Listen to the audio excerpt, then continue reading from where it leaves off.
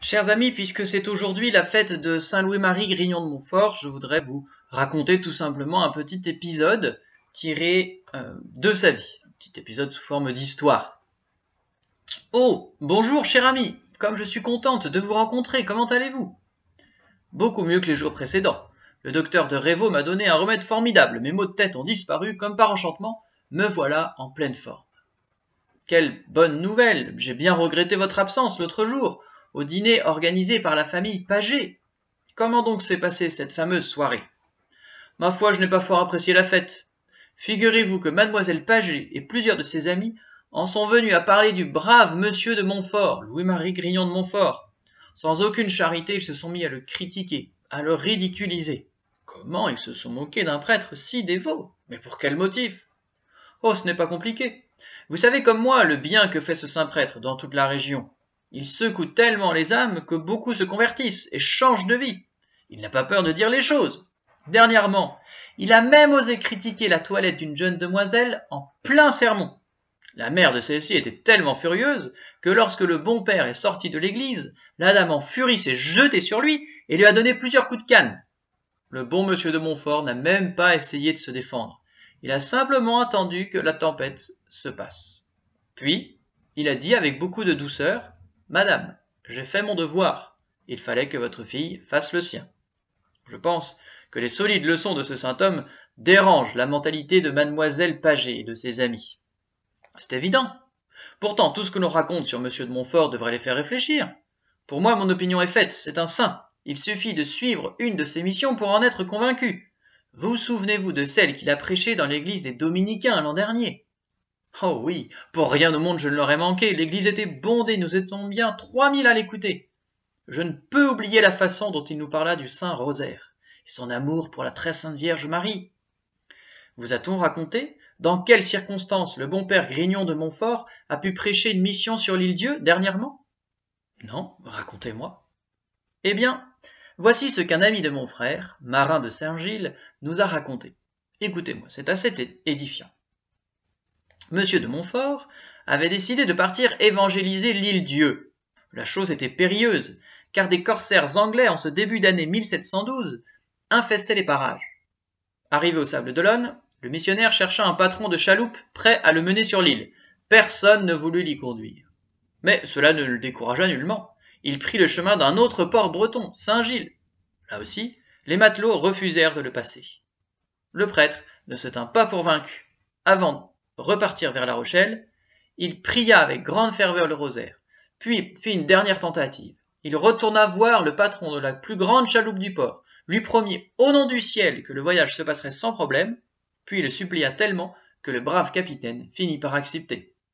Le lendemain, le père Grignon de Montfort embarqua joyeusement avec les hommes d'équipage. Ils étaient à peine à 3 lieues en mer, quand ils aperçurent 2 vaisseaux corsaires approcher dans l'embarcation à toute voile. Le bateau breton avait le vent contraire et n'avançait qu'à la force des rames.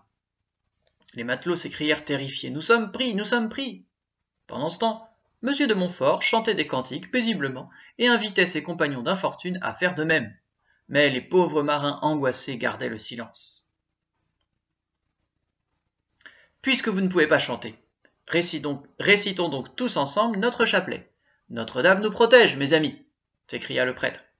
Répondant à cette invitation, les pauvres matelots se mirent à prier avec ferveur. Quand le chapelet fut fini, monsieur de Montfort rassura ses compagnons d'infortune. « Nous n'avons plus rien à craindre. La Sainte Vierge nous a exaucés, nous sommes hors de danger. » Alors qu'il affirmait cela, leur bateau se trouvait déjà à portée de canon des vaisseaux ennemis. Un des mousses s'écria: « Hors de danger, mais regardez, l'ennemi est sur nous, prêt à fondre sur notre barque. Préparons-nous plutôt à faire le voyage en Angleterre et à pourrir dans l'une de leurs prisons. » Alors, monsieur de Montfort lui répliqua: « Ayez la foi, mes amis, les vents vont changer. » Effectivement, la chose arriva comme il l'avait prédit. Tout d'un coup, les matelots virent les vaisseaux ennemis virer de bord, et les vents ayant complètement changé de direction, les embarcations s'éloignèrent les unes des autres. Sur le bateau français, l'équipage reprit espoir. Bientôt, tous se mirent à chanter de bon cœur le Magnificat en action de grâce. Alors, arrivés sur l'île Dieu, les marins furent reçus en triomphe. On l'imagine bien. Quel beau récit, ma chère amie, et comme vous le contez avec talent. Je regrette bien que vous ne fussiez pas à la fête chez les Paget. vous auriez réussi mieux que moi à faire taire toutes ces railleries sur cet homme de Dieu. Ces malheureux voulaient peut-être simplement faire un peu d'esprit, sans penser réellement à mal. C'est probable, pour certains. Mais mademoiselle Bénigne Pagé a osé parier devant toute l'assemblée qu'elle irait écouter le prochain sermon de monsieur de Montfort à l'église Saint-Sulpice, pour en rire ostensiblement devant tout le monde. Elle espère, a-t-elle affirmé, désarçonner l'orateur et lui couper le fil de son discours. Mon Dieu, quelle sottise et quelle impertinence, ma chère amie, j'ai une idée. Puisque le saint homme prêche avec tant de ferveur la puissance du chapelet, prions-le et encourageons nos proches à le dire dans cette intention, que cette triste farce tourne à la gloire de Dieu et de Notre-Dame. Vous avez raison, prions. 8 jours après, mademoiselle Pagé, fille d'un des plus importants fonctionnaires des finances de la ville de La Rochelle, entrait en grande toilette à l'église Saint-Sulpice pour y suivre l'office dirigé par Louis-Marie Grignon de Montfort. Plusieurs de ses amis mondains l'accompagnaient. Elle se passa bien en vue, au milieu de l'assistance, directement sous les yeux du missionnaire. La jeune femme espérait bien être apostrophée par le prédicateur. Ce serait l'occasion rêvée de se moquer publiquement de ce prêtre bien trop sévère à ses yeux. Mais le missionnaire ne tomba pas dans le piège. Il jeta juste un regard de compassion sur la jeune mondaine, puis, se tournant vers le Saint-Sacrement, il fit une courte prière et commença son sermon. Les paroles qu'il dit alors furent si belles que l'émotion gagna peu à peu tout l'auditoire. Même les curieux étaient captivés. Les grandes dames de la belle société ne retenaient plus leurs larmes, et la jeune fille frondeuse, qui croyait rire et faire rire, se mit elle aussi à pleurer, au premier rang, sans aucun respect humain.